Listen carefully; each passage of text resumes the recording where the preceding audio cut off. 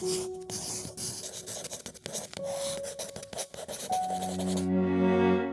Dad, how's it going? Welcome to the podcast.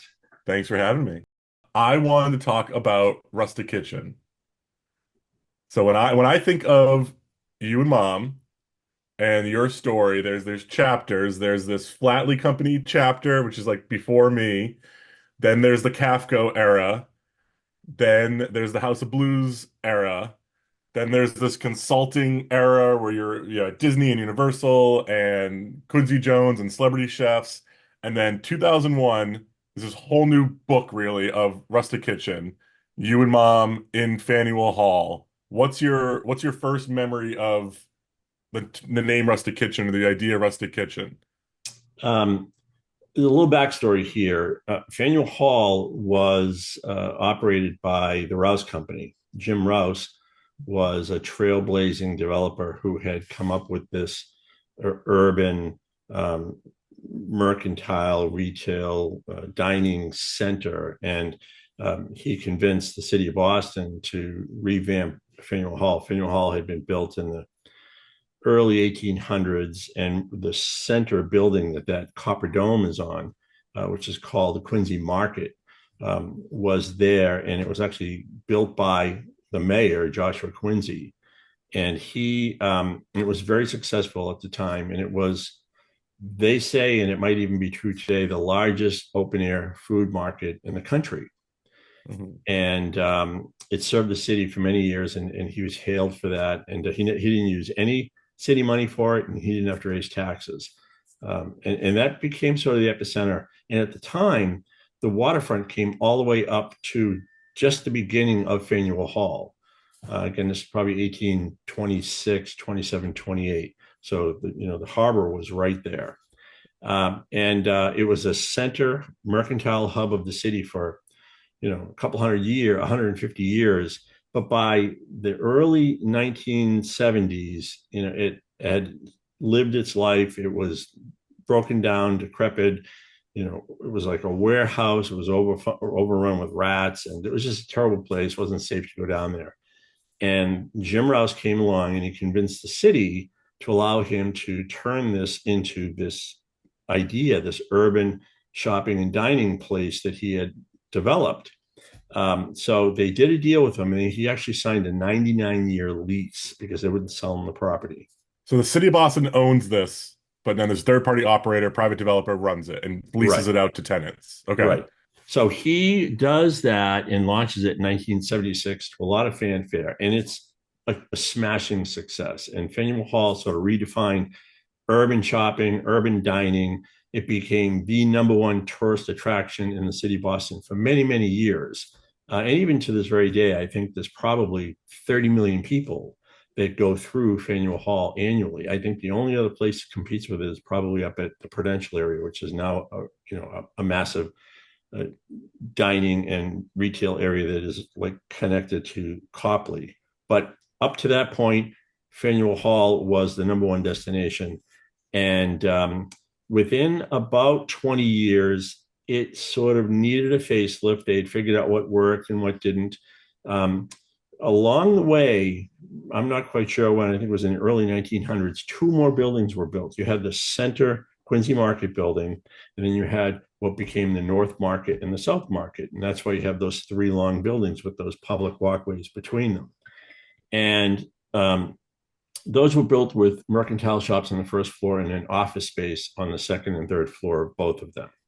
So by the early to mid 90s, this thing needs a shot in the arm. They've had some tenant turnover. They've figured out some things. They have the whole street performer that sort of comes into play, and they have to figure that out. And they also have the Faneuil Hall building, which is a very historic building. It's still used for a lot of meetings, a lot of political events that still happen there. Any major candidate that wants to, Ted Kennedy, when he announced his running, he announced it from Faneuil Hall. So I had to Mhm. figure all these things out. Parking was an issue for a while. They had to build more structured parking around it. And I had a relationship with the Rouse Company. I built a restaurant that became very successful in the South Market building. They knew me, they liked me, and they had this plan to sort of enclose more of the Quincy Market building with these glass boxes. So Hmm. the building is a historic landmark, and you can't change the building. You can't change the granite. You can't change anything. So what they did was they added these glass structures that ran along both sides of the building to make them more of a 3-season, almost a 4-season type event. And they captured all of that outdoor area. And in all four corners, they wanted to have some sort of food and beverage operator. And they were just building them at the time. They wanted me to walk through it. I met with their contractor, and he told me things like, we're going to put radiant heat in the slab so you can leave the doors open, and on February days you'll still be warm sitting inside. And they had a lot of it right. What they didn't have was, they didn't set it up for a restaurant. They didn't have exhaust ducts coming in. They didn't have makeup air coming in. They didn't break out the electric services, which They were didn't have bathrooms, did they? Didn't we have to use shared bathrooms yeah, they down? didn't have Yeah. bathrooms, they had the common bathrooms. And again, those were big things you couldn't really change. And the bathrooms were downstairs. When you walk through the Quincy Market building, you have the food court up on the upper level, which is about 6 steps up Hmm. where the rotunda is. And then you are down on street level. And then you went about 6 steps down, and that's where the mechanical areas were and where the bathrooms were. So I said to them, you've got to clear out some of this mechanical, and you've got to dedicate some of the space for kitchens, or you'll never get restaurants interested in the space.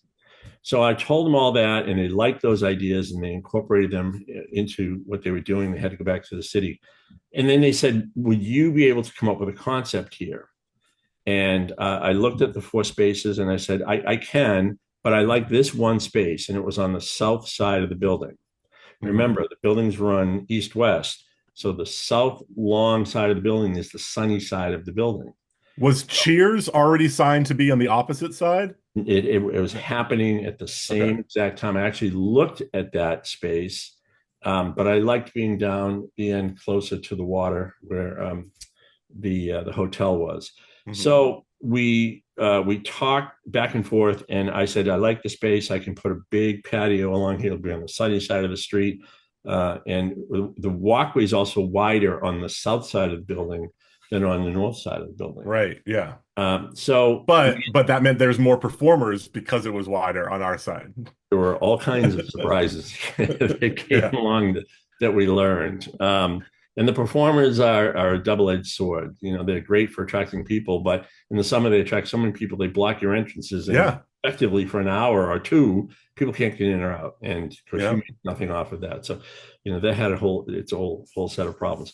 So we put a deal together, and they said, what do you want to do in here? And I said, well, we obviously want to do an Italian restaurant. And they said, geez, yeah, well, there's Italian restaurants in the North End. There's 100 Italian restaurants in the Yeah. North. If you come out of the space and you take a left and you walk a block, You're in you the North End. are, yeah, you are You're on across from the Hanover Street waterfront. in the beginning of the North End, and Yeah. there's 100 restaurants there. And they said, can you come up with something else? And I said, no, you don't have an Italian restaurant here. You have a lot of seafood restaurants. There was a Mexican restaurant, Zuma, and there was a couple other people, but there wasn't. There were a lot of great bars, but there wasn't an Italian restaurant. And I said, Mhm. we want to do an authentic Italian restaurant that caters to the locals. And that was the other thing that went back and forth with the success of Faneuil Hall. It originally was built so that there would be local merchants that would cater Mhm. to the local greater Boston And they had market. no problem having 15 Irish bars. They didn't say that's No, no. one too many Irish bars. Right. Yeah. And so when this was all happening, there was a bit of a debate going back and forth. And I said, no, we want to have a restaurant that caters to the Boston market. And there's a lot of tourist traps down here already. We don't want to be one of those. We want to be the opposite. In the end, they liked. We did some renderings. I showed them to them. My concept was it was a very long space. It's very linear. Mhm. Back wall of the space is a historic granite wall. Couldn't touch it. Mhm. And then you had this glass box which had no architecture. Did the cobblestones come into the restaurant? No, no, they No, okay. stopped at a Okay. curb, and then you actually stepped up 6 inches on the You curb with stepped right. brick. And that was the Mhm. actual level of the entire walkway inside the market building. Right. So what I did was I put a few features in. I put a big wood burning oven that had a counter right in front of it so that you could dine at the counter, see the flames. You could see the flames walking by, which was an attraction.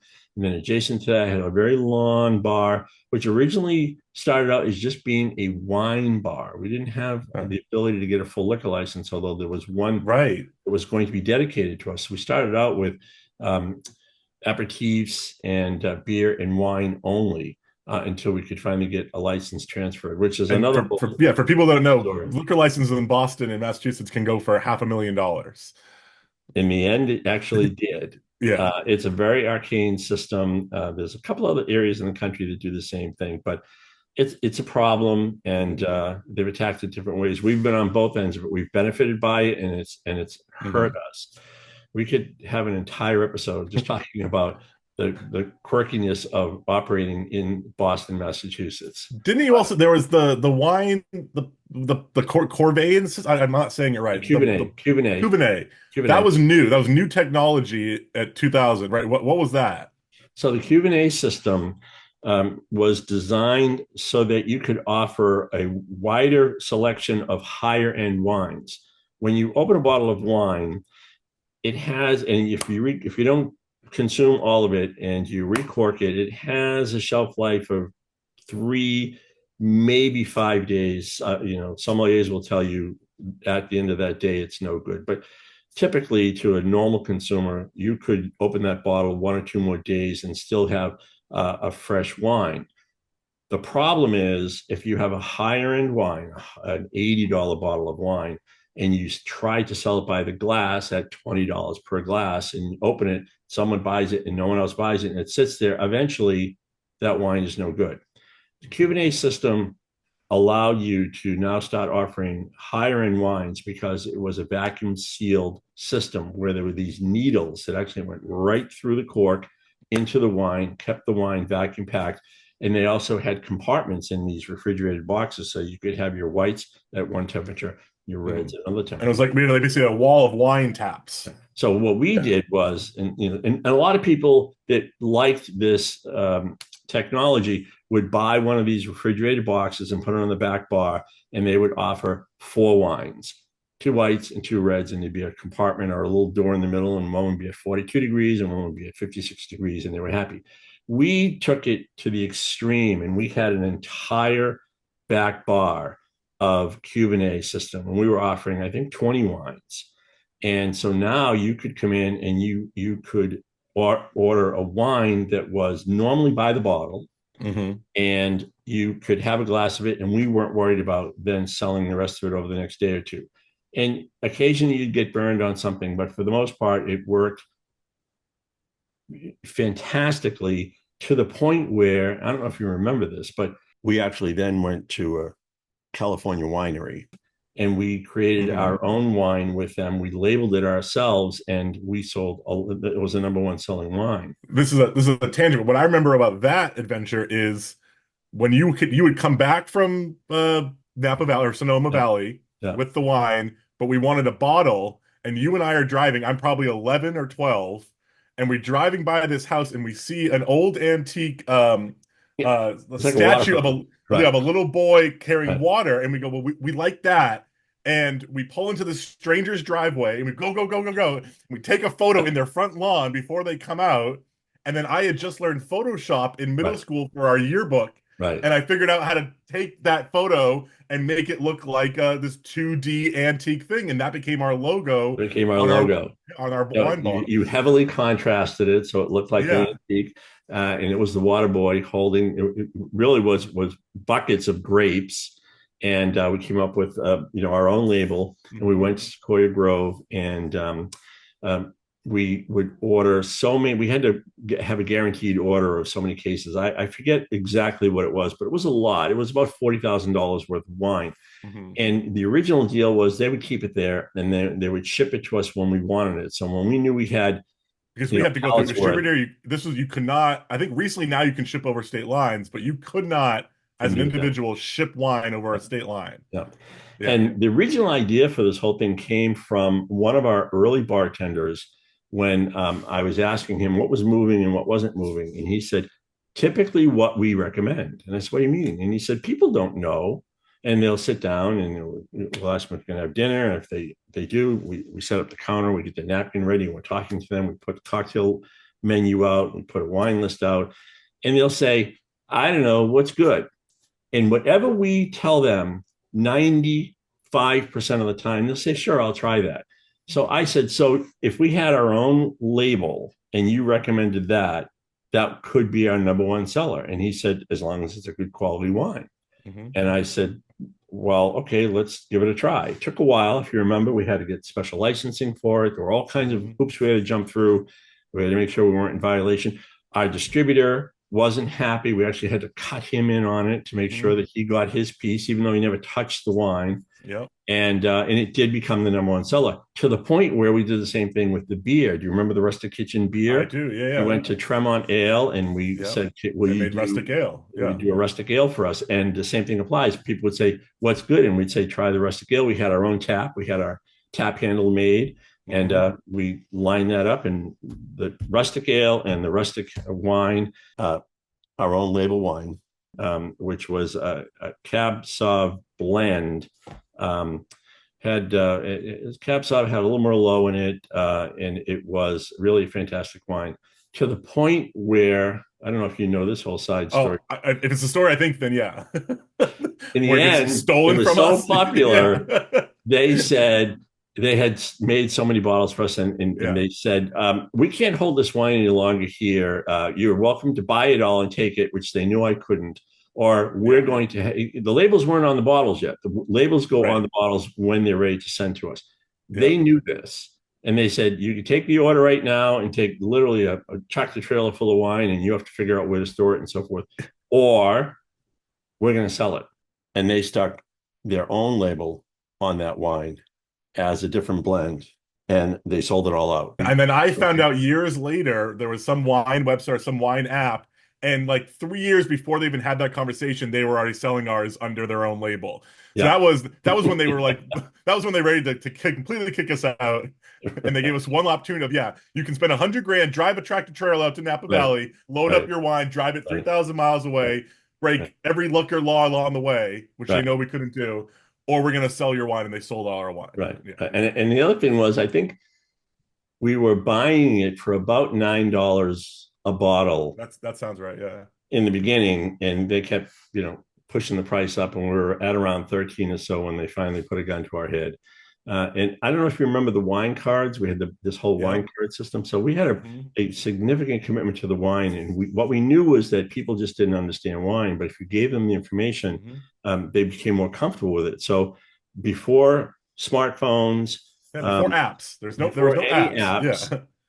What I did was I took our entire wine list and I photographed each bottle.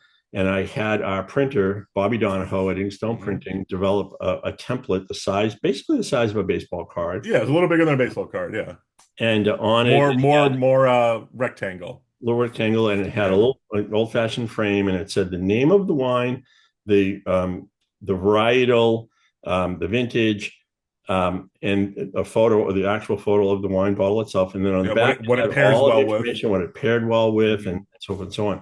And it was enough. And it was a perfect size you could fit it in your pocket. And what we did was we trained our staff, no matter whether you ordered a glass of wine or a bottle of wine, it would come to you with the card, and they'd place the card on the table. Some people took them with them, some didn't, some used them as coasters. It didn't matter to us. What we knew was people were commenting on the wine and buying more wine. And it got to the point where I actually had to build these custom drawers in the service station. So when you open the door, all of the cards were there. So it's quick and easy. And when a bottle of wine was sold, the server would open the drawer, pick the card out, and we had an entire procedure on how they presented the wine, put the wine card down, and so forth. And Wine Spectator recognizes they gave us our award the first year we were open. And we had a great relationship with them for years. And we were ahead of the curve. Because it really it all came down to making food and wine accessible and approachable for our guest. Which how many times have you heard? I think you might even come up with that. I think that's yours, but I've definitely adopted it. The space, the ceiling. So it was like a long greenhouse, but there were these curtains. What Yeah. wasn't this? Yeah, what were They were those? by design during construction. It was so hot in there. It was a greenhouse. And even though they said this is low E glass and we're not going to have solar gain, Yeah, total crap. It was so hot in there. We knew we needed to block that sun. Again, by my choice, we're on the sunny side of the building. It was in sun from sun up to sundown. yeah, And so we came up with these Roman drapes that's what they were. that were operable, Hmm. and you could pull You could pull a back the cord, whole and above your. Yeah, they would all fold back up on the high end or come down. And we thought that would be a daily event. In the end, once yeah, we they put were them open. up, there was so much natural light coming in because even the low end of the slope was, I think, probably 10 feet. So there Hmm. was so much natural light coming in. We never closed those. From the day we put them up, that was it. But if you remember, we had to have our fans come through the break where the drapes were, so Right. the Yep. fans would work. We had these huge fans that were leather fans. I'm sorry, they were black canvas, and they were made from fishing rods that Yeah. Scotty had found. And they had So all these they were, eyelets. Yeah, weren't they they had stitched islands. They were all? fishing Yeah. rods. Yeah, Yeah. yeah. Yeah. They Yeah. were, and in the center was a bicycle spoke. I don't Remember think I that? knew that. Yeah, yeah. No. So Faneuil Hall, we launched Faneuil Hall. If you remember, we had a chef partner in the beginning. We quickly Yeah. bought him out, and when we did that, it had been called Rustic Kitchen. We added Bistro Bar because there were some people that actually thought Rustic Kitchen was one of the retail shops. Like, Right. Which what is most this? of Faneuil Hall is retail. Right. Yeah. What is this, like kitchen cabinets or something? So we had to add Yeah. something that identified us as a restaurant. So we added Bistro Bar, and Hmm. we recruited Bill Bradley. And Bill Bradley was a Hmm. very talented chef. He's a Culinary Institute of America grad, had grown up in the Hudson Valley, and he worked at Brico in the North End. He had a following, and Hmm. he had mastered Italian cooking. He had a certain style, and we liked him. And he'd spent his time at Brico, and he was ready to move on. He actually I was think I ready. think he brought the bolognese. He brought in the bolognese, right? Yeah. Authentic It's bolognese. still on our menu almost Yeah. 25 years later. And Yeah. agnolotti, he brought the agnolotti. The aglio di Yeah. pinch. Yeah, my Yeah. favorite dish. Yeah. So when we met him, we had talked to him. Catherine Shahade, our publicist, had Publicist. Yeah. introduced us, and timing was good for him. It was good for us. So we moved over, and right when we launched, and it gave us tremendous credibility. And he was such a great chef. And I was just today, I was going through some notes, and I saw Boston Chef had done a lot of features on him. Hmm. And he did the Boston feature Chef is a famous blog in Boston that in tracks Boston. the Yeah. food scene for 30 And even years. then, Yeah. even then it had a good presence. Yeah. This particular one was the Feast of the Seven Fishes, which is an Hmm. Italian event that occurs at the holidays, and he used to do the feast of the Seven Right. Fishes. So he comes in, and we immediately get recognized as a quality restaurant, Italian restaurant in Faneuil Hall. Hmm. And what had happened now was all of the people that worked on this side of the highway, because the highway divided the north end from Faneuil Hall, they no longer had to sort of cross all that and go into the north end. And this is right around when the Big Dig's almost done. They've No, taken no. no, When no. okay. So No, this because is actually no, because that goes through with Romney. 'Cause remember the ceiling collapsed, that yeah, woman yeah. died. That was probably like I 2005. Yeah. I think the highway was still up when we opened. I'll have to check my notes, but Yeah. my So memory, the highway for was still up at the for time. people not familiar with Boston, there used to be an elevated highway dividing the city that's since now been taken down. It's the Rose Kennedy Greenway, I think it's called Yeah, the now. Greenway is where the highway is, and the Yeah. tunnel now runs below that same And area. we were right off of that. We were right off of Yeah. that, and on the other side of that is the Marriott Hotel, where the Long Wharf Mhm. Hotel, and then the Chart House and Legal Seafoods, The and so they're all aquarium. here. Yeah. Here was the highway, which is now the Greenway, and we were just Yeah. on the other side of it. And we also were right at the rotunda area of the marketplace. So Hmm. which was great for markets, kiosks, and obviously the street performers. I used to go, so you and mom would be running the restaurant, and I would, you were my ride. I was 10, 11, so I had to wake up, be on your schedule. And so I would go up and down these kiosks for hours in Quincy Market, and there was one that they would write your name on rice, and that was free, and then they wanted you to pay for like the bracelet or the necklace to put it in. I probably had 20 pieces of rice in my drawer at home of my name written because that was the free part, and every week I would go. And Yeah. there was a magic shop I used to go to all the time on the second floor. There was a Yep. CD, like a music shop that sold CDs, and you can go up and down the rows, and you would scan the CD, and you could play a 30-second Yep. version of the track to see if you wanted to buy the CD. Yeah, like Tower Uh, Records used to do. yeah, Yeah. well, I Mhm. spent hours but then there would be performers. I remember there was a Simon and Garfunkel father-son duo, Team, I which we remember hated them. because Yep. they would always block our entrance. Yeah. And when you're performing and you have a ring of people, you can't get in. So if they set up right in front of our restaurant, they would block it, and we would have battles of moving them back. There'd be magicians, Yeah. jugglers, Yeah, and you know what security acrobatics. and the manager used to say to me is, well, we can't control them. They're technically on public property Yeah, for the they're city. on city property. Yeah. We can't control them. And I said, well, you have to control them because right now they're actually blocking exits. Yeah. And all of these things had to be worked out. They Yeah. had never seen this kind of success before. Um, the rebirth of Faneuil Hall brought back another, whole group of people.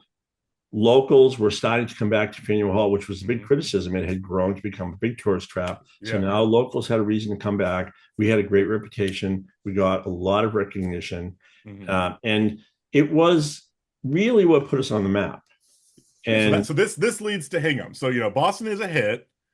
Uh, where but we're living in the suburbs of Boston, and tell me about the rent. We weren't making many money in Faneuil Hall because the rent was like $1 million, wasn't it? well, it wasn't a million, but so that space was not even 5,000 square feet. Yeah. And that included the sort of little area down below where we tucked in, we shoehorned in this little kitchen. And Yeah, by the way, the kitchen was downstairs. So Bill Bradley's downstairs. taller than me. I'm 6'4". He's maybe 6'7". He'd have to Yeah. go Yeah. down the stairs Yeah. carrying hot food into a basement kitchen. And the restrooms were outside of the restaurant. You had to Yep. leave our glass box and walk about 40, 50 feet and go down a set of stairs to the public Yep. restrooms. So, and by the way, mom and I had an affinity for Faneuil Hall because when we first met, Your our, first our date, right? first date was at a place called Frogs Lane, which was on the second floor of the other end of the market building, which I think became the comedy store, the comedy stop. But Mhm. at the time, when we first met, we're going back to 1981.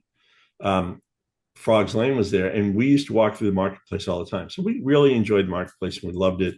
So we're there. We do this deal with Rouse.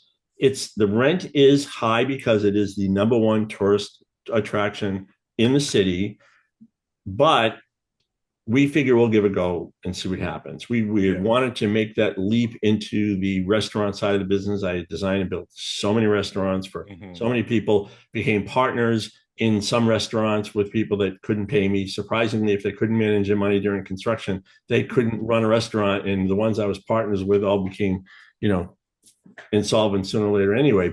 And mom used Yeah. to say, the same business foundation applies in any business, including restaurants. And the mistakes these people are making are easy fixes if you just pay attention to the details and manage the money, which anyone listening or watching this needs to understand. I have never signed a check from the moment I met Kathy. I literally turned them over to her. The first week, when she saw some of my mail, there was one check had bounced and another was a duplicate payment. And I remember her distinctly saying to me, I think you're kind of a hustler and you know how to make money, but why don't you let me manage the money? And I handed it over to her. And she's run the business side of any of the businesses we've been involved with ever since. And to this very day, every once in a while, I'll say, how are we doing? And she'll say, we're doing okay. Go back to work. So And so that's this how it yeah, was. you were already entrepreneurs. You and mom had founded Kafko Development and Construction, but this was the first, and you had been in partners in restaurants and you opened lots of restaurants. But this was the first time that you and mom are the owners. She is running the business. You are designing. You're on the floor. You're managing, and there are no other partners. It's just Well, at us. this point, Yeah. no.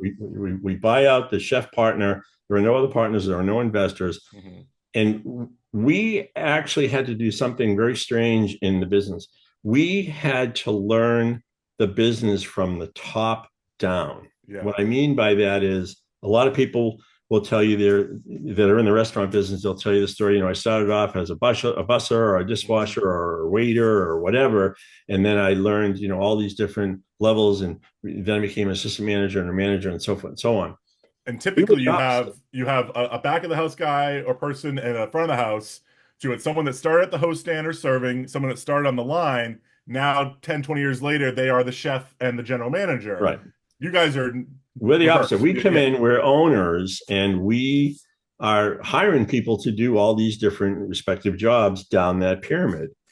And along the way, all of these mysterious things that we didn't know about the industry as we were watching it, we'd say, boy, okay, well, that's just a big dose of common sense. And if you pay attention to that, that won't happen again. And generally be nice, be honest, look people in the eye. If you can't do something, tell someone, work on having the best servers, best personality, cleanest restaurant.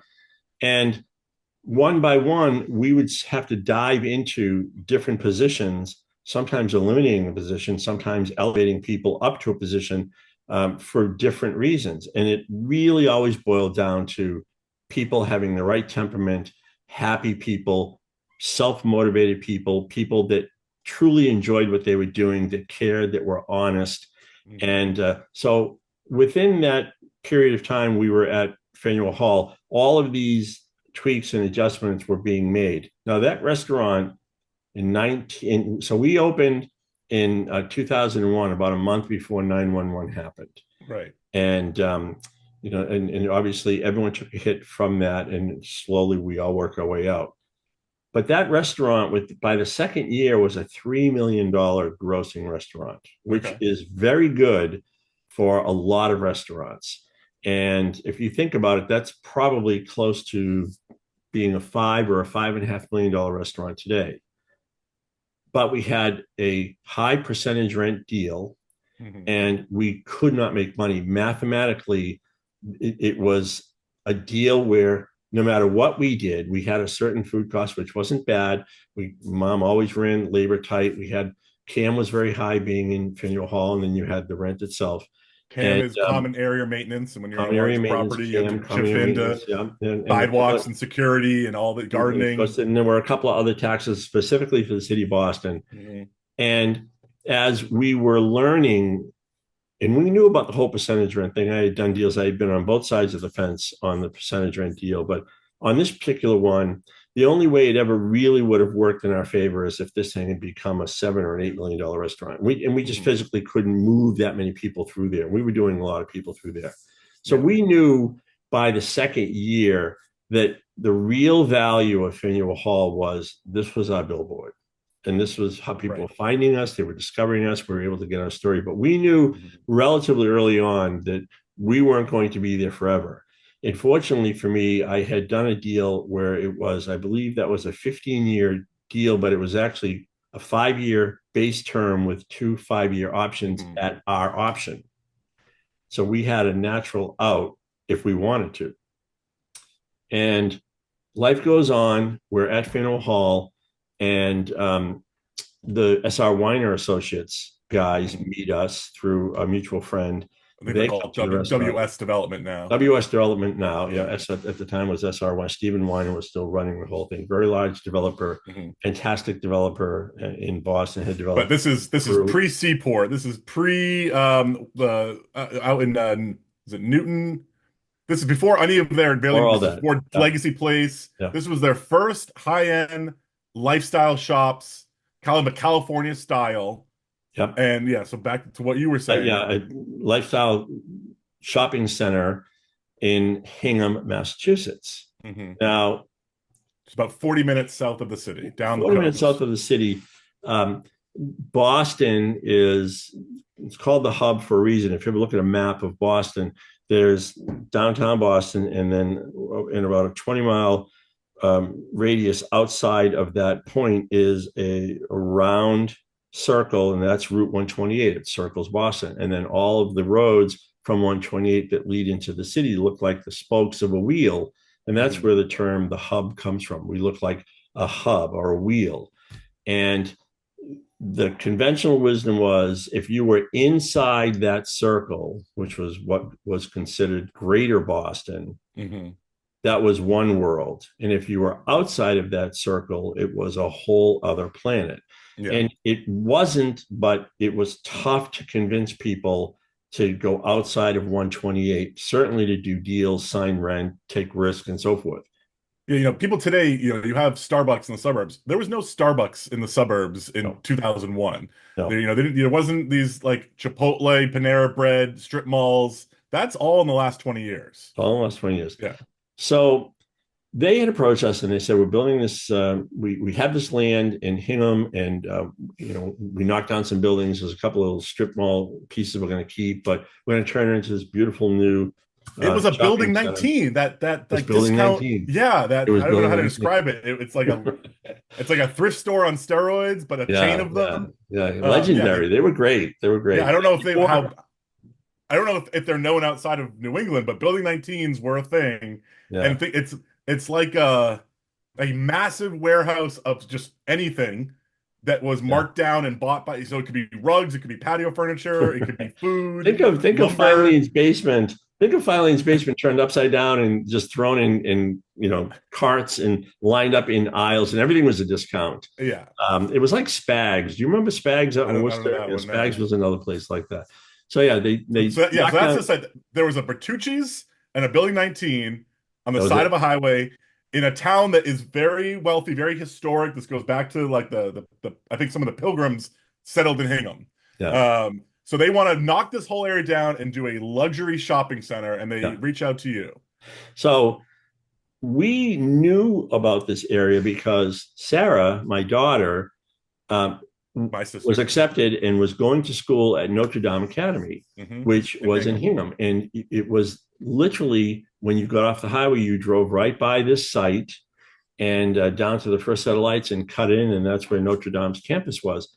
And we knew it. We would sit at that light every morning. We saw the traffic flow. We saw the clientele, how affluent it was, how busy the highway was from there, getting back up to Boston. So that anxiety that a lot of people had going to Hingham, we didn't have that. Hmm. So when I met Jeremy Sklar, who was one of the new young partners, and he runs the whole thing now. When I met Jeremy, I said, "Look, Jeremy, I get it. I understand the property. You don't have to sell me on that. I have no qualms about putting a rustic kitchen down there. We just don't have the capital for that. This is going to be a significant build out to do it right. And I'm an expert at theming. That's what I do." And he said, "We'll figure it out," and we did. And he made the capital available to us under terms that worked, and we had a 15-year run down there. Yeah. So that was number two. Yeah, That and was that number was two. a beautiful development. It's continually got more beautiful over the years. That was one of the first Apple stores that was outside of a city. Again, Right. there weren't Apple stores in the suburbs before. No, no. So this, yeah, we were one of the restaurant anchors. There was the first Whole Foods in a We were the suburban first. area. We were the first deal signed. Okay, so we're the first deal They, signed. Then they put a Whole Foods next to us. Down the other end was an Apple store.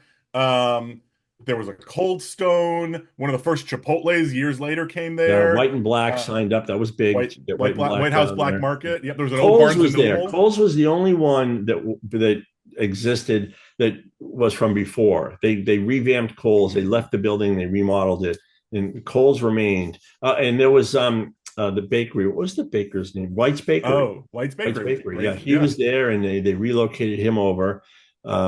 And they did a beautiful job. And to this very day, Yeah. it really is. It's the model of many more that they have since done. So we go there and we open That's in 2004 now, I think. That opens 2004. 2004. Yep, we're in And we 2000. win Best of Boston, South of Boston. Yep, And I remember there was an article in Best Boston saying one of the reasons to move to Hingham is because of Rustic Kitchen. right. I remember Yeah. that. I remember that. Yeah. We actually looked for houses when we came back from California. Right, yeah. We looked for houses in Hingham. We couldn't find anything that we wanted, and we ended up in Canton, bought land, and built our house there.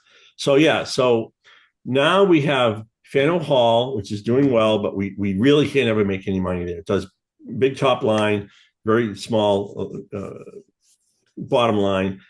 We have Hingham. In the meantime, I saw a restaurant that had closed in Cambridge, in Porter Square.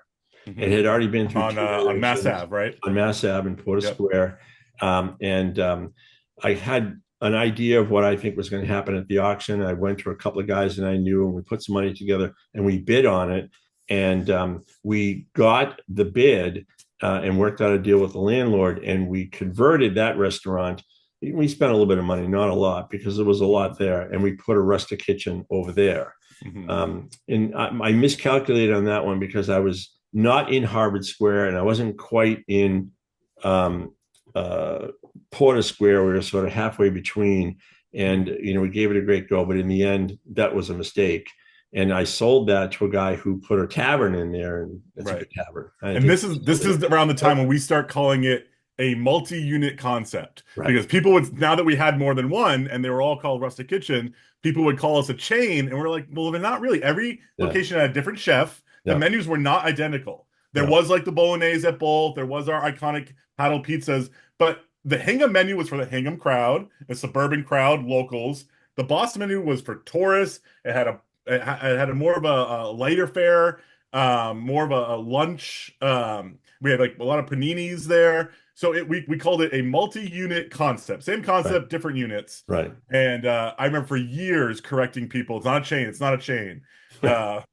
They still it still doesn't matter. Okay. So that's the first. And then we have so that's now probably like 2004, 5. Yeah. Which opens first? Boston Park Plaza or Mohegan Sun? Mohegan Sun opened in 2008. Boston opened. But so let's talk about so Faneuil Hall is doing fine, but we really know we've kind of outgrown it. It is a billboard. I remember there's one other event that happens at Faneuil Hall. So the Rouse Company, who I have a great relationship with, the top 3 guys of that company, they wanted me to go to Baltimore. They had a property in Coral Gables, Florida, which is in Miami. It's a sort of a hamlet of Miami, where they were building a mall, and they were having a difficult time sort of tenanting that thing. And they said, will you put a real signature restaurant down here for us? So I came up with a seafood concept called Pescado, in Miami.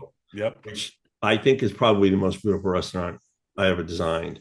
It won all kinds of design awards, and it was a great restaurant. It did really well. I remember we had the Latin Grammys. The official after party was there when the year we opened. Yeah, this restaurant had all the bells and whistles. Remember the booths that used to rotate? Yep.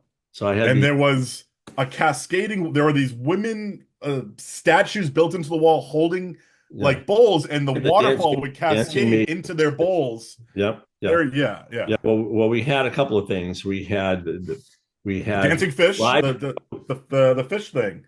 You put them on the skewer and they would roast. Yeah, the dancing fish grill, which was a wood grill that had skewers that would rotate as the grill turned. So we called that dancing fish grill, and you could sit around a counter and watch your fish or your kebabs being made there under a hood that was, wood burning. We had the kelp tanks, which were behind the bar. Live kelp tanks with carbonated water running up through them.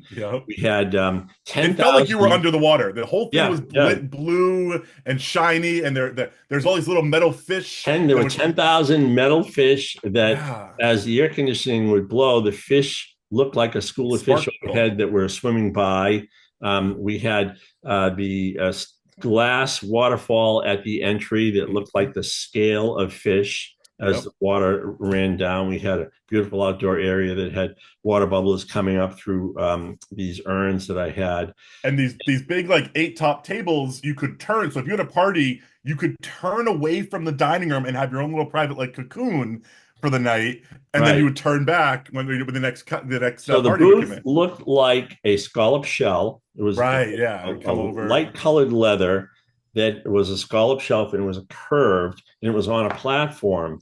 And even with 8 people in it, if you just press the brake, if the server pressed the brake, he could rotate it, and everyone, the table, everyone, the people would rotate. So you could have 2 of them were facing out, and if we wanted to, we could rotate them to face in. And now they had a party of up to 16 people that was very private, and the servers would come in between where the 2 openings were and be able to serve those tables. And they were a lot of fun. People loved those. But Um, now doesn't like as this property's opening, Rouse Company gets like a hostile buyout from General Growth or something. Overnight, Yeah, I think I yeah. read actually I read a case I think I read a Harvard Business Review case study Yeah. on General Growth in this exact thing. Yeah. So I get a news flash one morning. Growth buys Rouse Company for $7.9 billion, and I call my contact, a guy named Tom Hmm. Fitzpatrick, great guy, became great friends with him. He was in a closing down at Kiowa buying a piece of land. He is a big golfer. And I said, Tom, what's the story with this, General Growth buying the Rouse Company? And he says, what are you talking about? There Yeah, were the three guys at the guys in old the company didn't company. know. Yeah. No one knew. They had brought in a new CEO, and unbeknownst to any of these executives, his job was to sell the company, and he did. So everyone was surprised by that. General Growth swoops in, takes over. So now I have a new landlord in Boston, Who and I think is by a publicly traded extension, company, right? General Growth was publicly traded, right? they were public. I think they were the second largest Yeah. mall operator in the country at the So time. we go from having a friendly mom and pop landlord, plus to a international conglomerate, hostile takeover, publicly traded company As both a overnight. landlord and, in the case of Pescado, as a landlord and a partner. Yeah. So, So we become an Excel spreads a cell in a right, spreadsheet right. of a company. And they, eventually, as things settled down, they call for a meeting with me, and I'll never forget it. I go into this meeting, and these people basically say, well, we like some of what you do. We don't like some of what you do. We want you to make these changes. We want you to do this. We want you to do that. And oh, in Miami, we want you to change this, get rid of that. And they give me a laundry list of things. They don't even care. They don't want to be friends with you. They don't want to know Yeah. what you think. They just say, here we are, and make these changes. Yeah. And by the end of the meeting, I said, well, you bought out my partners, and why don't you just buy me out and you can do whatever you want? You can make any change you want. And they Right. said, well, you can't do that. And I said, sure, I can. I actually, in Boston, you're my landlord, I'm a tenant, and I have a break coming up, a natural break at my 5 year. Yeah. So I can just opt out and be out of Boston. And down here, I actually have rights where I can sell to my partner, or I can then offer it to a third party. And Hmm. they didn't want that. So after a little threatening and finger pointing and a few choice words, they settled down, and eventually they came back and said, "Okay, what's it going to take?" And we knew we exited Pescado, Hmm. they didn't even bother trying to run it. They gutted it, and eventually a Yard House came in, and I think Yard House is Oh, still it's Yard House. does really well. And up in Boston, as we came closer to that triggering event, we had to give them notice, Yep. and we finally did. But we didn't have a home yet, so I now Right. had to sort of get on my horse and say, okay, we have all this goodwill built up. We have this great team.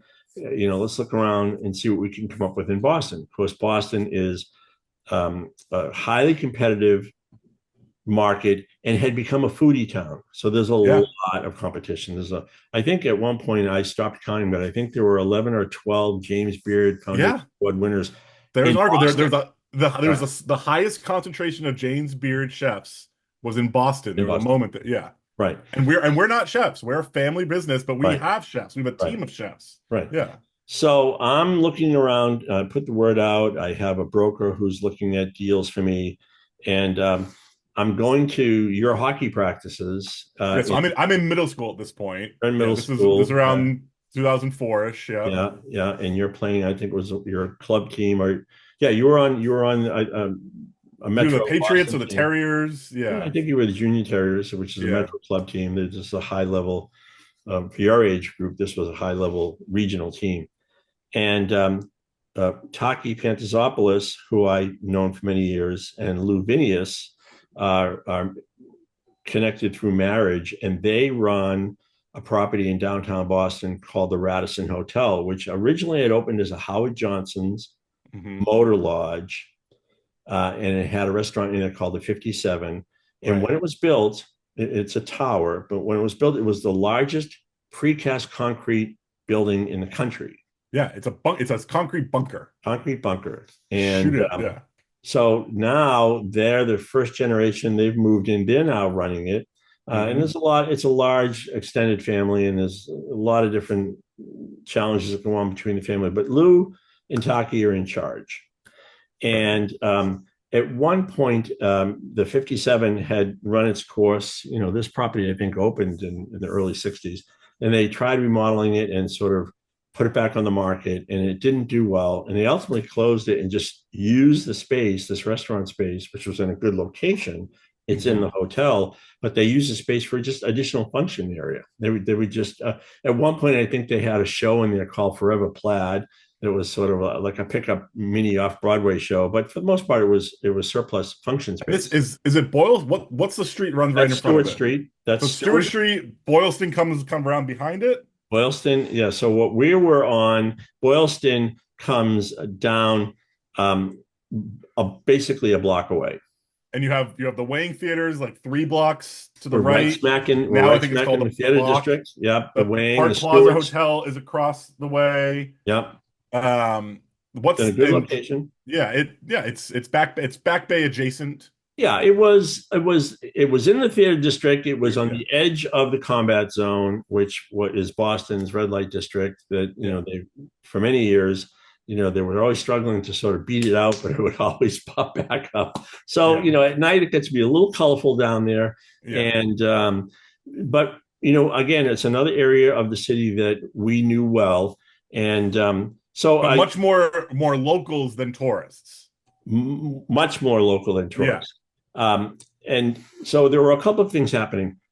Lou wanted to, they were coming towards the end of their Radisson deal, Hmm. whatever the contract was for the flag for Radisson. And Yeah. Radisson wanted them to make a play to have this become a new Radisson Blue, which was the Yeah. next level It was up. gonna be the first blue in America because blue's The one of the first European warmer, yeah. flags. Yeah. So that was sort of rumbling around over here. Hmm. And I'm now talking to Taki, and eventually Taki, and Taki was pushing me off. They didn't really want to deal with it. And the reason was the space was in the middle of the first floor of the hotel. And the loading dock was on one side, Right. and the drive through and the lobby was on the other. And everyone basically passed through the kitchen of this Yep. restaurant, which, when it was a hotel restaurant, was not an issue because they're all the same employees. Yep. But if an independent tenant came along to take the space, it would have blocked that natural delivery point and entry point and all the trash going out. And they were like, how could we ever do that? Yeah. All the Of the utilities, none of kitchen, them were separate. It was all one big, hotel. the kitchen. So we ended up having a middle space, and the room service kitchen was on one side, and the banquet kitchen for the events on the other side. Yeah. So all day long, a hotel employee is constantly going through our kitchen, Right. and then to get Right. to the loading Right. dock, you have to get through. So Right. it's a terrible layout of a space. It It's an was. unmarketable And that's space. why they didn't want to do a deal. Yeah. It was too complicated. So he's pushing me off. He's pushing me off.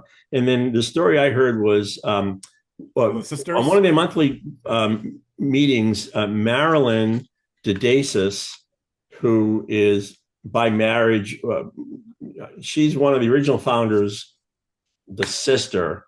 So she carries a lot of weight.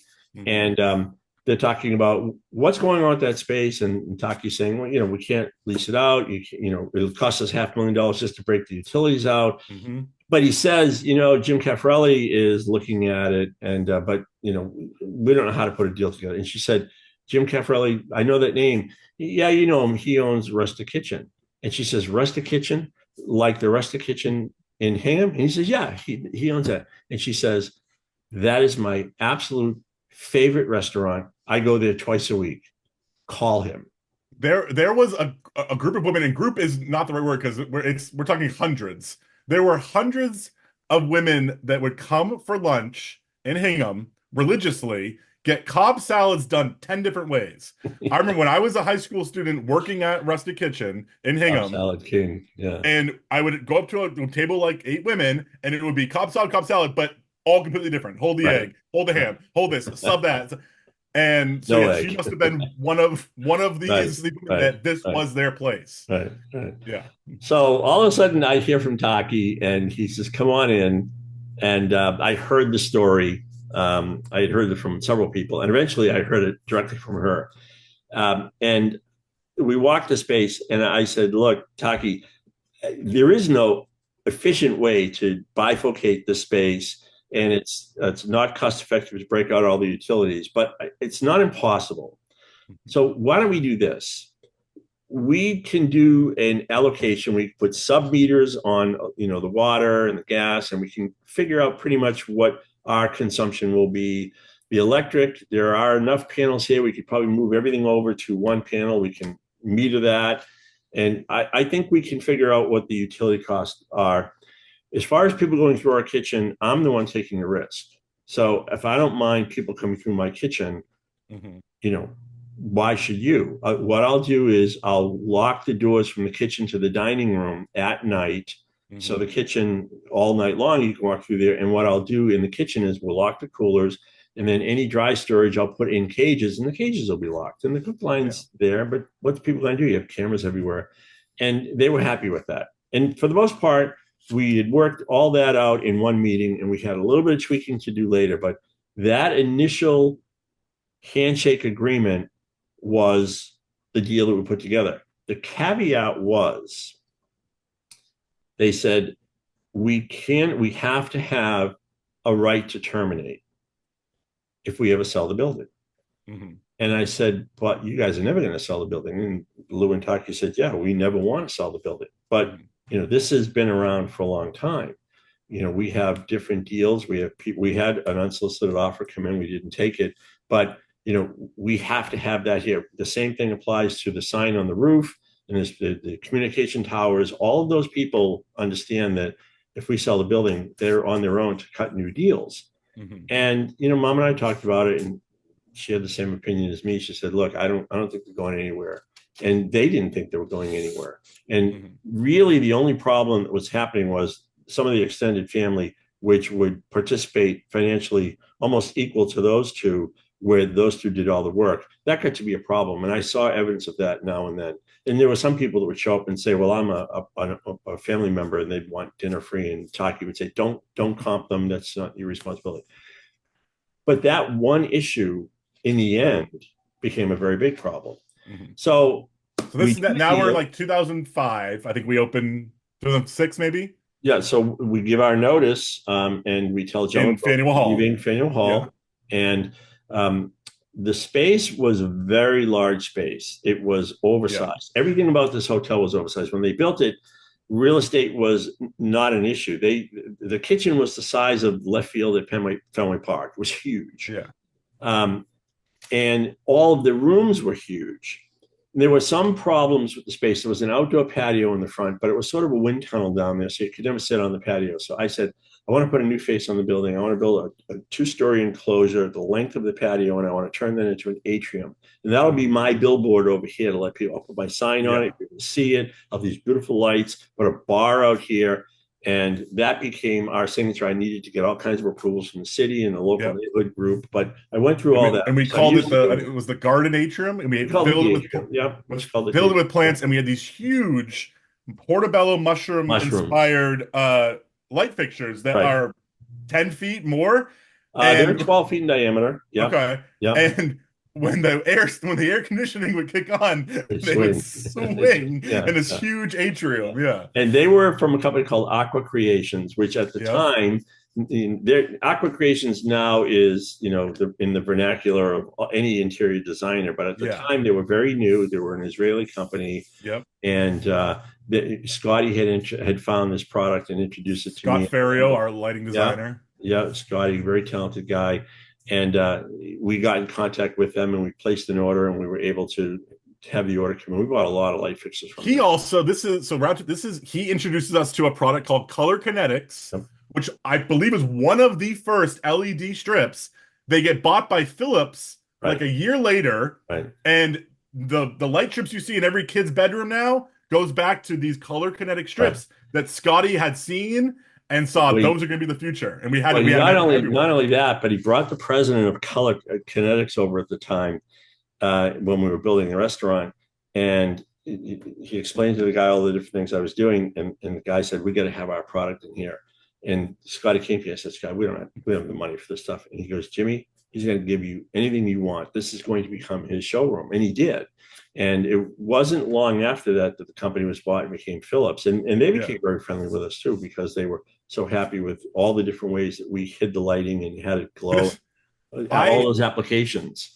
I had already, so I'm in high school. I already had a stock portfolio, and I remember Scotty telling me about this color kinetics company, and he's like, you don't understand.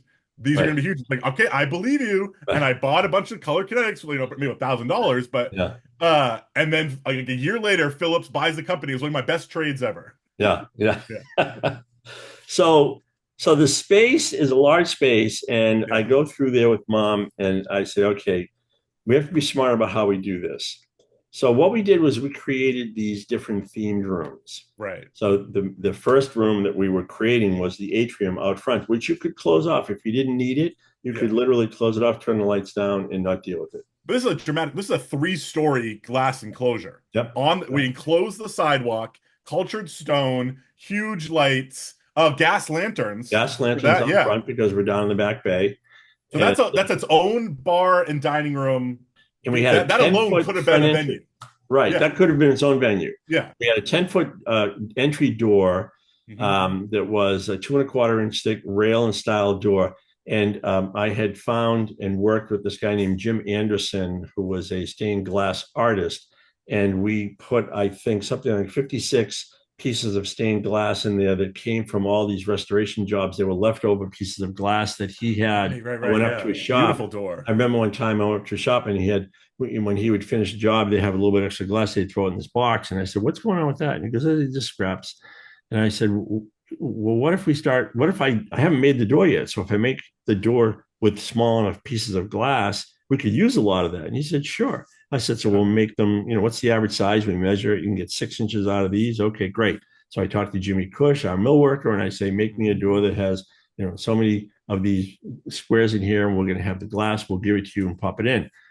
When we started to peel out the glass that was in these crates on the floor of the corner of his studio, they were all leaded glass. There was some that had grapes in them. Do you remember the ones that had grapes? There was all some these colored churches, these reds, these yellows. It was amazing mosaic.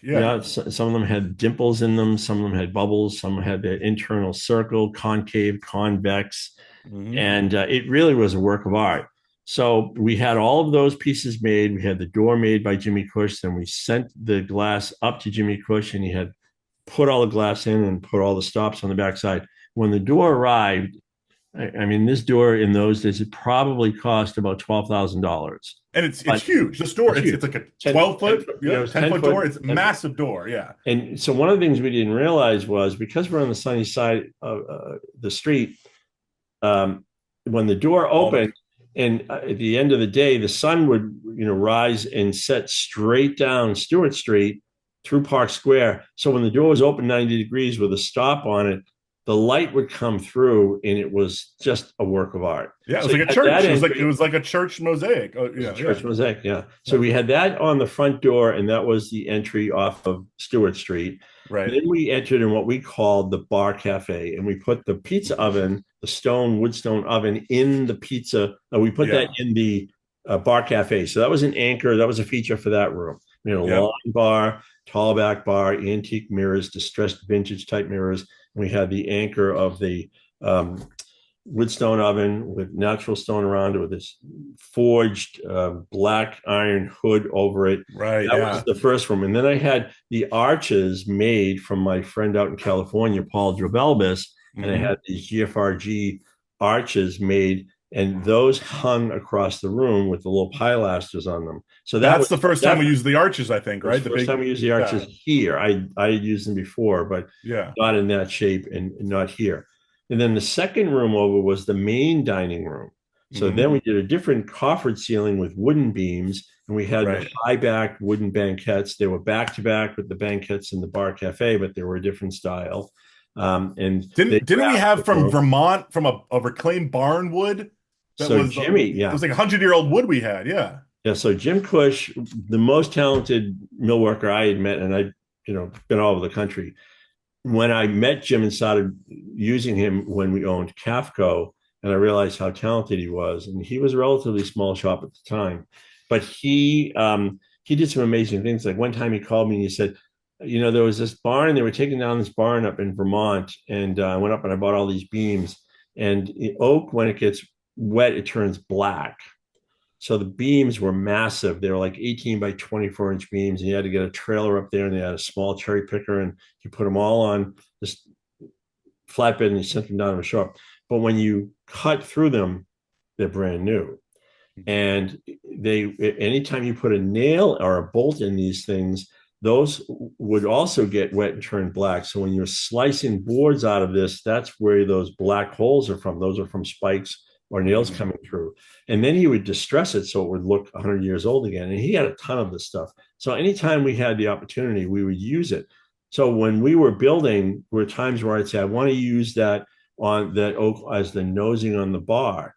And he'd say, yeah, that's great, but let's hand hewn it. And then I'll use this marine varnish on it so it'll never chip, but it will look like it was, hand carved. And all our nosings became this same red oak. And then, so in the bar side, we had slate floor, but then wood floor in the dining room. We did a wood floor in the main dining room. We did a slate floor for cost reasons. I could buy the slate for about $3 a foot in the bar cafe. And then on both ends of the main dining room were two more rooms. So one room we created the wine room. It had 350-year-old antique doors that I had brought in. Those are from India, I think. They were from India. But they actually had Chinese markings on them. So somehow they went from China to India, but we bought them from India. They were like an antique armoire, and you took it off the armoire and made them the actual doors of the room. Yes. Yeah. And then we, again, with moonlight molds, I did this sort of relief plaster. Were they like garlic? We also had like he made molds of something around the edges. They were acanthus leaves, and they were Brussels sprouts. Brussels sprouts. And there was a relief arch that went around the room. We designed the room so that it would fit the repeating pattern. Then we had a huge gold leaf. Yeah, didn't Holly gold leaf the whole ceiling? Holly. Yeah. So this artist from New Orleans and her sister Holly and Marcella Doe, I would bring them all around the country with me on any project I did. So obviously when we were doing our own restaurants, they would come in. They did all the block aging walls, made the walls look like antique plaster, and they did all of the gold leafing or silver leafing or copper leafing. But the plaster work that they did, which was only done with paint, people would walk right up and touch it and say, I remember people are always touching the wall. The plaster to look so good. And I say, no, it's not plaster, it's paint. It's like 6 different layers. Did we do the wine labels in Boston too on the wall? We did. We collected thousands. Anyone that wanted to sell us wine, they had to give us old wine labels. Well, that's how it started. And, I had this one wine salesman, and, I was always hounding him, get me more labels. And every once in a while, one of the wine reps would come in and they'd be so happy, and they'd open an envelope, and inside it would have 6 labels.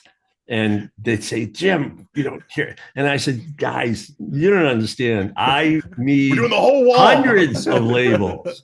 And one day, this particular wine rep, he comes in with a hand truck, and he's got they look like shoe boxes, but they were actually file boxes.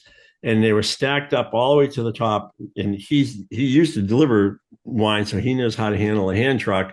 And he comes through the front door and down the stairs, and he comes over to me, and he takes the lid off of one of these boxes, and it's all of these like white envelopes, and in each one are these wine labels. And the entire box is full. So there must have been. Think of like an old Dewey Decimal System in a library when you pull out all the cards. Exactly. Exactly. So I said, where did you get those? And he says, more importantly, he said, every one of these boxes is full of wine labels. And they're all different. I've got more. They're all different. They're all different. So you can put them everywhere. Yeah. I said, I don't. How did you do that? And he said, well, back in the day when we used to sell wine, we used to have these albums, and we would put the wine labels in the albums, and we'd go out to our client and we would show them the wine label instead of carrying the wines around. Nowadays we have these refrigerated, padded sacks, and I can actually bring the wine and they can taste it and see the label. And, we have, you can go on to our website and you can see the wine labels. But back in the day, we needed every single wine needed their label, and every time the vintage changed, those labels were obsolete. So they just were all stored in this closet, and we were moving our operation from one building to another. And one day, the guys show up to move, and they see all these boxes, and they're going to throw them out. Mm-hmm. And I said, nope. No, I think I have a home for these. I know this crazy guy in Boston. Mother load of wine labels to this very day. We still have them. Oh yeah, them in every restaurant. We sent them down to Mexico, like wallpaper. They look beautiful. Right. Yeah, and the box. You also collected you made the whole host stand and a whole wall out of antique wine boxes. Right. Yeah. So now we have a wine room at one end with these beautiful antique doors. We have the main dining room in the middle. Yeah. We have the bar cafe next to it with a big bar and a pizza oven in that. Then off to the left, we had what became known as the Tuscan room. Right. So I had which is even bigger than the wine room. It's probably three times bigger than the wine room. Yeah. I think it sat 40 people. The wine room sat 16 people. And there's a plaster relief ceiling system. It's like a Georgian box beam ceiling system that was from the Biltmore Hotel, the famous historic Biltmore Hotel. Mm-hmm. And my friend Paul had the molds from it because he had done the restoration this is Moonlight molds. Are they in Northern California or Southern California? No, Southern California, Gardenia, California. Right. Okay. And we should do an entire episode on Moonlight molds. He did what did he in Vegas? He did what hotel? He did everything in Vegas. There's a photo of me in his shop.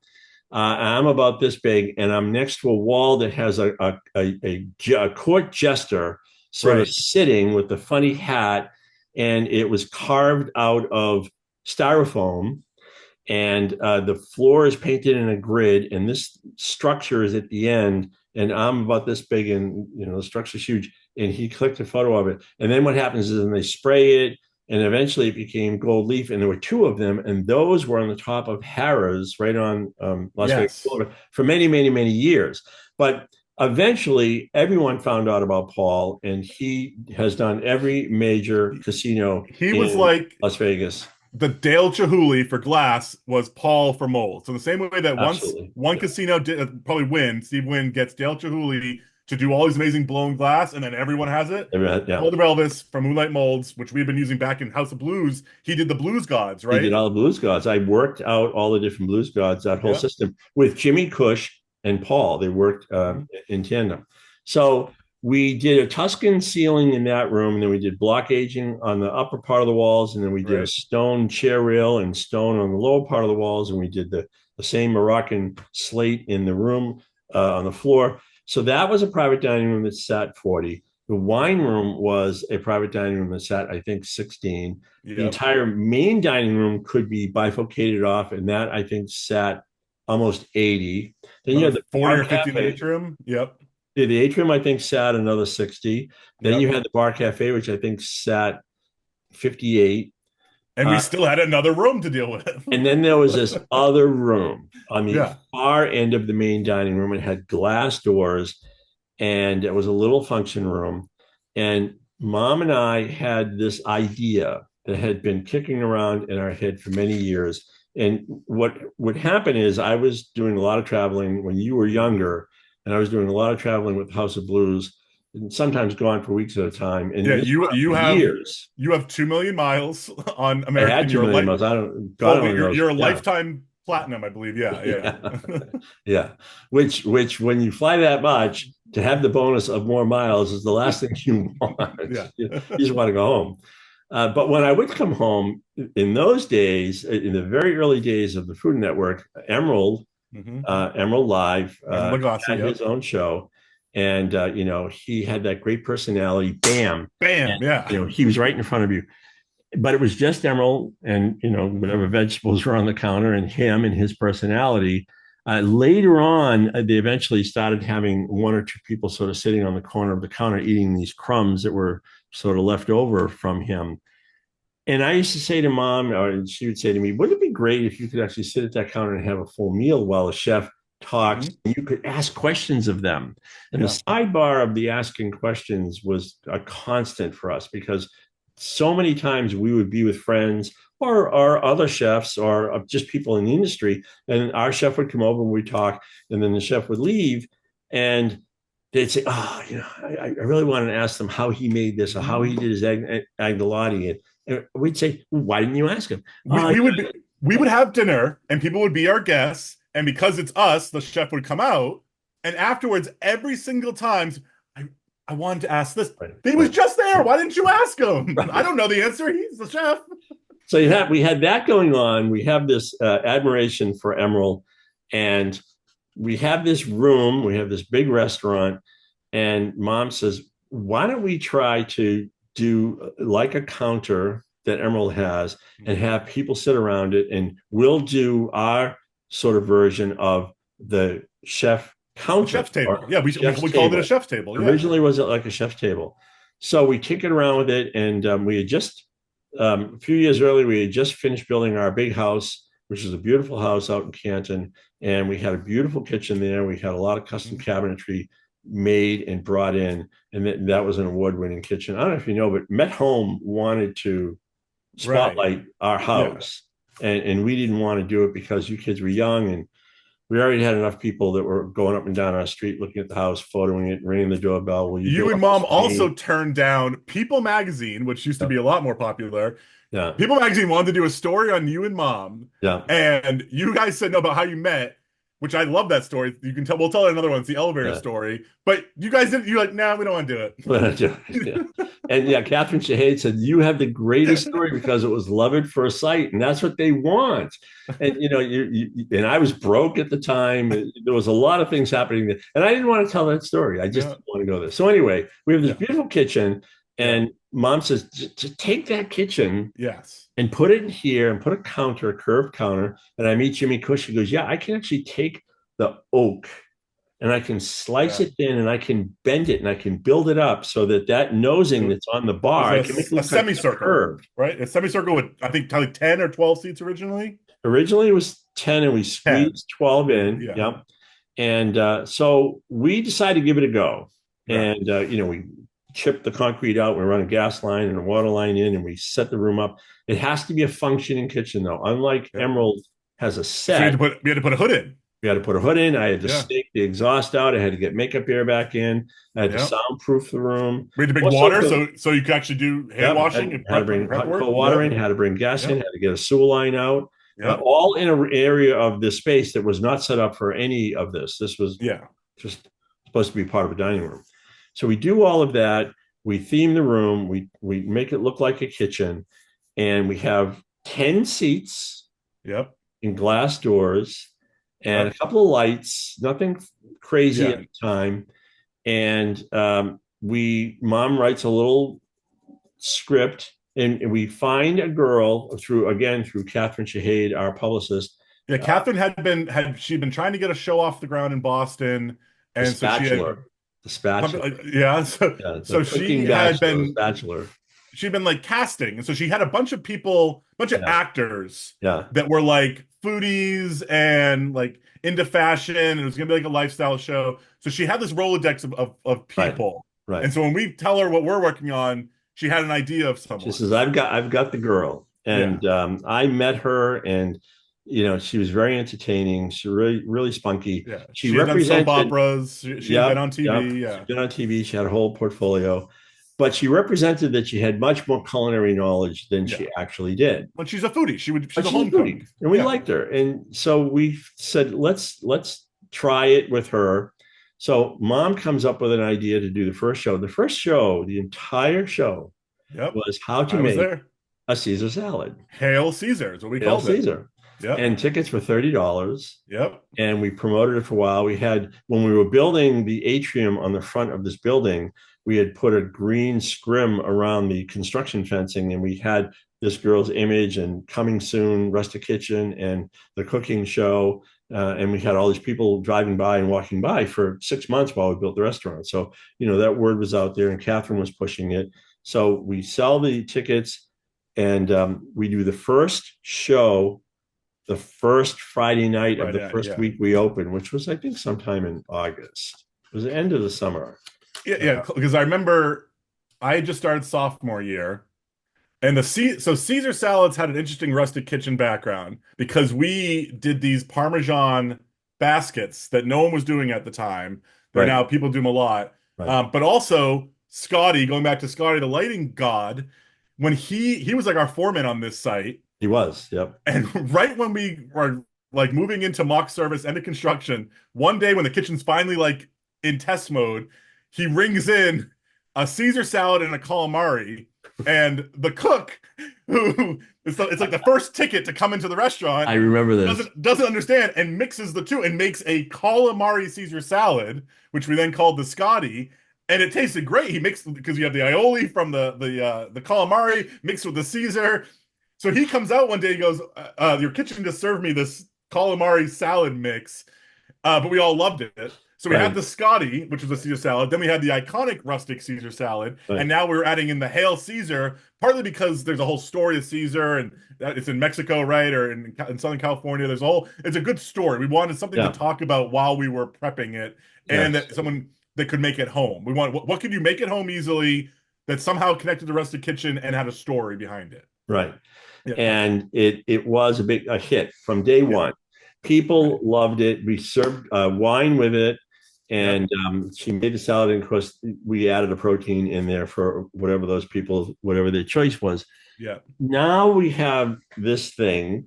We don't quite know what it is yet, but we know yeah. people like it. More importantly, because there are glass doors between Mhm. this studio and the dining room, people are looking in and they're saying, What the hell is that? "Yeah, how do I get in there? Who are those people?" Yeah, And they're asking the manager, and there's a little bit of chatter going on. So we know this is interesting. We know it's unique. We didn't know how unique it was. yeah, That cascaded to us over and over and over again over time. Honestly, this very day, Mike, I still don't see anyone who's really done what we've done. So that is starting to happen. The restaurant is doing well. We're in a we move out of Faneuil Hall. We're over here now. We're in the theater district though, and the theater district has its pros and cons. Um, yeah. because everyone comes in on Friday and Saturday and sometimes Sunday shows, they have that showtime.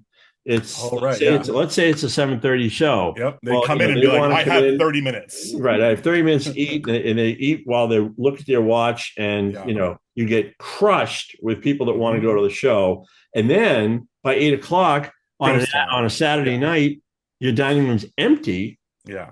and then your normal customer, your reservations and walk-ins come in. Yeah. So we had to. And then the shows will let out and you get slammed again. You get slammed Yeah. again, and Yeah. and because we were in the theater district in sort of the corner of the combat zone, then there was a late night element that Mhm. the hotel wanted us to stay open late. They used to. We Yeah. watched it for a couple of weeks and said we're not doing this, and Yeah. we closed at 11 o'clock, and we let that whole world that came out at 11 o'clock. Yeah. We let them walk right by. We didn't want anything to do with them. So this is another, I remember this. Do you remember Club Rustic? Yeah, yeah, So we had just opened. This is probably now October 2005 because I remember yeah, now I'm at BC High. So I would every day you would drive me into the city, yeah, drop me off in Dorchester for high school, and then you just go into and go in the city, just like in Hingham used to drive Sarah, and now yeah. now it's my turn in high school. And I remember we get an email from what they claimed was the Harvard Yale Law Student Association, which I don't think Harvard and Yale have a joint law association. No, Um, so nothing about these guys. nothing Not about this one was true. shred of truth. They presented themselves well, though. So These two guys that look presentable, they look like law students. yeah, They come in and they tell us they want to do a buyout, which means they want to rent the whole restaurant, which typically we don't do, especially on a Friday or Saturday night. It has to be worth our while to give up all our customers. right. But they're like, no, we're going to do this buyout. It's because it's this, it's a Harvard Yale law networking thing. And so in our mind, we're thinking, okay, they're going to be standing around, just sipping their drinks, and that's why they want all the furniture out so they can Like do a a meet and networking greet. Yeah, meet and right. greet. Yeah, they're going to be wearing name tags. They're going to be buttoned up, and great. You want to buy out the restaurant and pay us, for a full night? Sure. 3 or 4 days before this event, I'm online one night I had Google alerts for everything for the restaurant. I'd check our social media. There wasn't social media then, but we had probably had Google alerts still. Um, and I come across this listing for a website for Club Rustic at our address. And I said, I'm like, Dad, what did we change? Did we changing the name? And it turns out these guys were just club promoters. Right. And they bought This out was our a space for the four-wall night. event for them. Yeah. And they just sold tickets. There was no association to Harvard or Yale. None of these people were law students. They come in with bouncers and huge racks, the stereo racks and the DJs and illicit substances. And they come A lot of in. white powder that night. And it wasn't flour, and it wasn't salt, and it wasn't sugar. I'm 15. I'm working the door and with these two bouncers, and women are offering me to, if I take their coat, because we didn't have a coat check, to do whatever I would like. And and I can see like you and mom across, like, what's going on? You're getting a real education. Yeah. Yeah. So that was that one time we stayed open probably past 2 a.m. Yeah. It's also very hard to have a late night liquor license in Boston. I think we actually had one of the We had one, yeah. That's probably why they picked us. We had one of the only 2 a.m. liquor licenses around because you've never had any issues with liquor license. And so it came with the space, which came from the building when it was built back in 1960. Yeah, but we never catered to that. And then, years later, the hotel made a club around catering to that crowd. But so now 2005, we have a kind of a new home. Yeah. And we've moved from Faneuil Hall. We have this new room that we don't know what we're doing with, but it's a chef's table idea. And there's I think we're an hour and a half right now.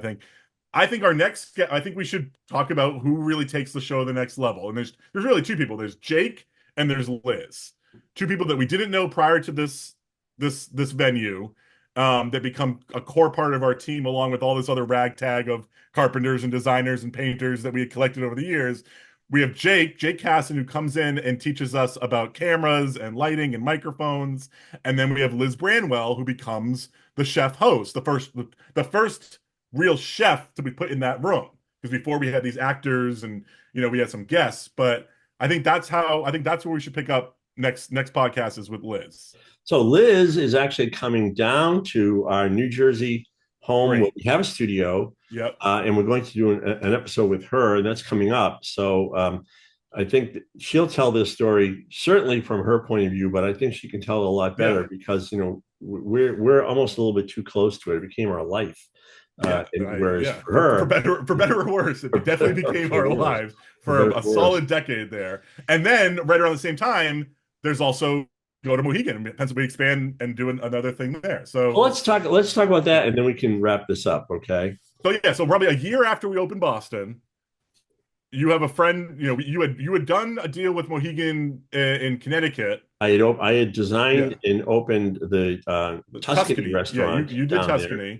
And the food and beverage director down there, a guy named Gary Crowder, became very good friends with me. A super guy who has been around the whole country at casinos, resorts. Major casino at one time or another. Everybody knows Gary Crowder. So in Mohegan and Foxwoods have this Coke Pepsi war that's been going on for a long time. So casinos now are everywhere. There were back in 2005 very few states outside of Nevada were doing gambling and doing so this was big when Mohegan and Foxwoods opened in Connecticut. That was the first in the whole Northeast, I'm pretty sure. Yep. Now you have Resorts World in New York, but this was a game changer back in the early 2000s. Yeah. So Gary and I stayed in touch, and he always loved what I did with that restaurant. And he said, Jim, I'll never forget when we were flying steel down there, you figured out that we better put some steel up for a mezzanine now because we'll never be able to put it up later. And all we'll have to do if we ever want it is put a set of stairs in, and we'll have a second level for this restaurant. And, at that time, we went to the contractor and we got a number. It wasn't a lot of money, maybe $50,000. And they put the steel up and some metal decking, and then it basically got hidden. Sure enough, when we wanted to expand, I looked like a hero, meaning Gary. And he said, when we were building this thing, we put a mezzanine up there. So all you have to do is put a set of stairs here, and they poke the ceiling open and they go, oh my God, you were brilliant. So think of that way back when. Yeah. And we've done that every time. Mezzanines are our secret sauce. We will shove a mezzanine into anywhere. It's free real estate. Yeah. So anyway, so we became great friends, and he stayed in touch with me. And he had, after hearing about this cooking show that we had been doing for a while, he comes up, attends a show with his girlfriend, and loves the concept. Mhm. And he goes back to the then CEO of Mohegan, who was a fellow named Bill Villardo. Great guy, wonderful guy who oversaw the casino down there. And Bill calls me. I talked to him several times before for earlier dealings. And he says, I want you to meet a guy named Bobby Soper, who's going to Mhm. be the CEO for a new casino we're building in Pennsylvania. I think this was Mohegan's first location, the first second location. Their first They're second now location. It global. wasn't tribal land. They actually Yep. bought a horse track, a race track Yep. that had a clubhouse, and they It's immediately put harness racing. You harness can't go into a racing, full galley. which Yeah. is very cool, by the way. We actually Yeah. filmed down there recently. We were right in the pace car going around the track. Nice. I have some footage Yeah. of that. But so Bobby comes up and he attends the show. He loves it, and we sit down and he says, "You got to come down. You got to take a look at what we're doing down there." And I said, "Okay." So I fly down. I didn't drive the first time. I fly down. He meets me at Avoca Airport, and brings me to the site. And cranes flying steel, and Hmm. to me, it's the middle of nowhere. Yeah. But we drive into Wyoming Valley, where they have their arena, which is where the Penguins minor league team plays, and there are Hmm. two rather large shopping malls there on both sides of the street, called the Wyoming Valley area, Wyoming Valley Mall. And he brings me to the busiest areas to let me know how dynamic a community this is in Wilkes-Barre, Pennsylvania. And there's two major interstates that sort of intersect. Yeah, There's a lot of yeah. traffic here. Yeah. Well, yeah, if you were to do a 30,000 foot view down, you'd see that there's like 8 spider webs coming together. Every road sort of crosses right at Hmm. Scranton or Wilkes-Barre. But when you're there, it's hard to see this. Yeah. And when he's saying we're going to attract people, our market is a 70-mile radius, I'm saying to myself, 70 miles. In Boston or Hingham, we were talking about a 15-mile radius, Yeah. 20 Yeah. tops. And he Yeah. said, no, it's not like that down here. People think nothing, jump in their car and drive an hour, hour and a half. Yeah. All And of he which was right. he It was was all right. true. But Yeah. but at the time, I couldn't see it. Yeah. So, and the following day when I was on my own and I was driving around and I took a few wrong turns and I was in very rural areas and blue collar to say the least. And I can remember saying, what the hell am I doing here? So, I come back up and we meet again down at the Connecticut casino. And I said, Bobby, and he said, we also wanted to talk to you about doing a space here. And I said, well, yeah, that boat sailed because you have, I think, 20 food and beverage outlets at Yeah. Connecticut. Yeah, but you had that great show. Yeah, well, I don't think we missed the boat on that one. That should have happened 10 years ago. So I said, look, I'm intrigued about this. These casinos, they can really be great deals, but we don't have the capital, and I wouldn't risk it down there. I just don't know And the market. you had done Mandalay Bay, House of Blues, so I you had were done familiar with Mandalay Bay with Vegas House of casinos. Blues, and Yeah. I had done a couple other deals out there. So, and I Yeah. knew these things could be really fantastic. But I said, Bobby, I don't understand the market. I don't get it. You get it, but we don't have the capital for that, and I wouldn't risk it anyway. And he said, what do you think it will cost? And I gave him a quick back of the envelope number. It was a big number. Yeah. And he said, okay, let me see what I can do. And to make a long story short, he came back and he proposed a deal. All these deals become very expensive because they take Yeah. a lot of capital that's way more than they would normally give you for a tenant improvement. And they put it into the deal and they need to make it back. But that part of it made sense because it was relatively low risk and it allowed us time to build our business. So in the end, after reviewing this with mom, we said, okay, we'll give it a try. And this was a huge step for us. Yeah. And then he said, I just need to have my F&B people sign off on this. So they need to come up for a show. Said, okay, send them up. So Gary brought up, I don't know, 8 different people. This is probably 2007 This is, because we opened in 2008-ish. yeah, I think this is probably 2007. And they came up and these are very seasoned people. They Yeah. know exactly what to look for. They had a blast in the show. They loved the restaurant. They loved the menu. They loved the wine selection. The wine card program was in full gear Yeah. at that point. And they were like, I don't know why we haven't had this guy years ago doing Mhm. things with us.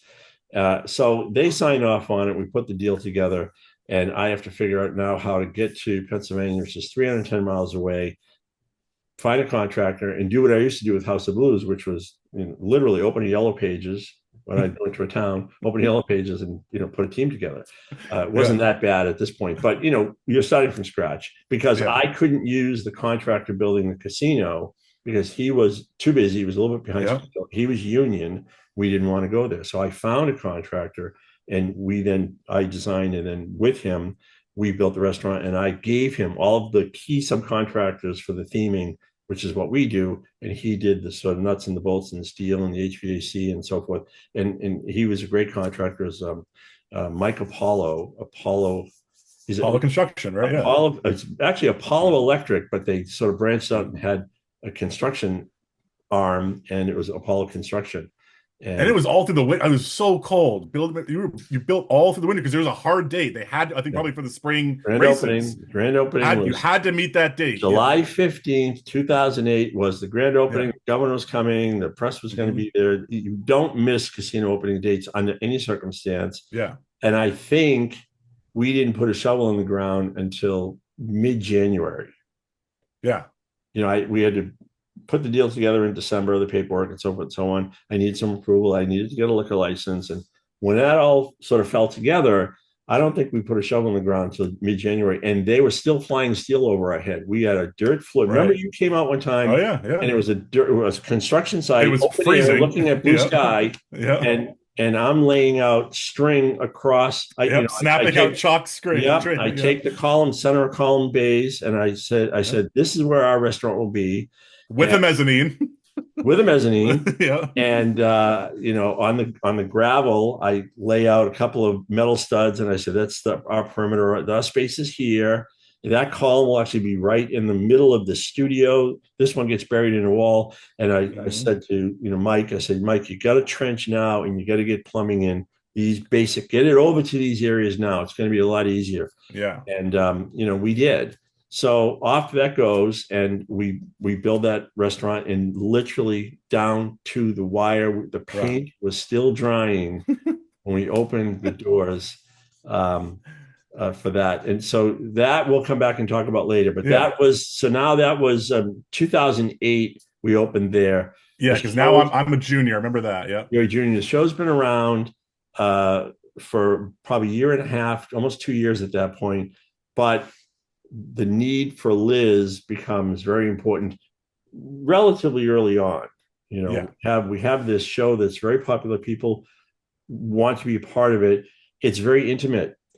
The customer is sitting at a kitchen counter with a chef that's 4 feet away who's cooking for them, talking to them, entertaining them, answering their questions. And there's 10 or 12 of them. We snuck 2 more seats in Yeah. to make it 12 based on demand. And you're actually going to eat when you watch the Late Show, and Martha Stewart does something with Stephen Colbert.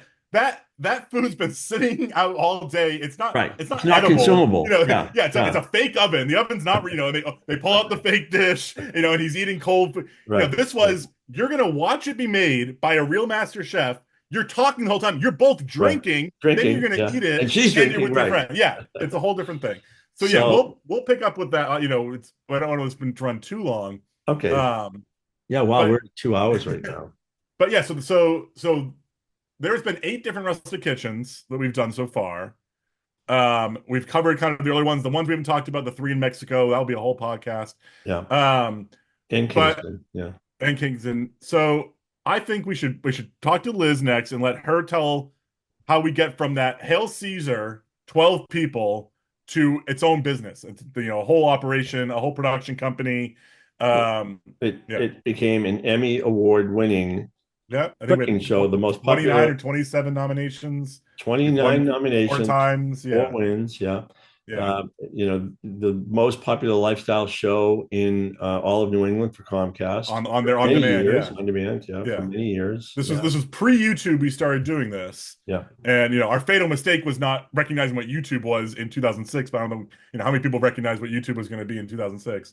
Well, Um, that and you used to say to me, Dad, we need to do a podcast. You were probably saying that by 2010. yeah. And I was like, Michael, what the We why had would never produced people anything. We were not producers. we We weren't were we producers were then? No, builders. We were no, restaurateurs. right. I was a high school student. And I'm Literally, a very visual person. So yeah. when I get into the production side, I'm very specific about the look, the feel, the touch, the framing, the coloring, the lighting, the detail, the chef jackets, the jewelry, what producers do. It's Think of all how many different visual. colored jackets we've gone through. We've had Right, pink right, chef coats, black, right, red, right, with white right, piping, right, with blue. All the different fonts we've gone through of the names on the chef jackets, right, right. whether we have the sponsor patch or not. Yeah, So I just couldn't wrap my head around the whole podcast thing. Why would yeah. someone want to listen to you talk? You know, And the whole editing, we didn't know fast how to edit. forward 14 years, and that's the world Yeah. we live in now. Remember trying to learn Final Cut Pro? And we didn't know any of this technology. So we got to talk to Jake. So I Jake talked to Jake. was he still is the technical director of Boston University's College of Communication. This guy runs multiple studios. We'll have a whole episode with how Jake comes in, revolutionizes things. Yeah. We'll have Liz next time. We'll have the host of PA, Kim McClendon, Matt Clendon. Yeah, show me an And episode. We'll definitely do a yeah. whole episode on her. Yeah. But I think it's a good primer on the Rustic Kitchen era, which is still going for the Cafarellis. We're going on almost a quarter of a century now in Yeah. a year and a half. Yeah. And so we've gone now from 2001 to between 2005 and 2007. We'll pick up from there next time. And it's pretty much full cycle at this point. We had our beginning, we grew, Yeah. we had success, we got crushed by COVID, and we open and have 9/11. Then Right. we open PA and have the Great Recession. right, Then we open in Kingston, we have COVID. right. Our timing has always been impeccable on opening new things. Yeah. Yeah, there were a couple of mini challenges that were thrown in there. So yeah, we'll talk about that in some of our future plans. But I'm real happy with the podcast, and I look forward to doing more of it. I think next up will be Liz Bramwell. I think everyone will really enjoy her. And Mom, Kathy Cafarelli, who, by the way, was always the backbone. Yeah. I think the first Emmy that I won, if you remember, the first thing. Oh, I remember. Yeah, this was a cringe speech. Yeah, I learned to shorten it. In the end, it was like, thank you, and off we go. But I had to thank Mom for everything she did, because there really is no company without her. At the end of the day, I can't do this without her. It's just the production company we found for the cooking show was Honey Bunny Media. Honey Bunny You Media. call her Honey Bunny. She's my honey bunny. It's always sounded like a porn company to me. I've hated it, but that's some people think it's from Pulp Fiction. Pulp Fiction, yeah. Hey, Honey Bunny. Yeah. I think that's a good place to end it. So okay. All right, listen, Dad. Yeah. Take care of yourself. Great talking to you. And just let's talk later on this week, okay? All right. Love you, Dad. Bye. All right. Okay, love you.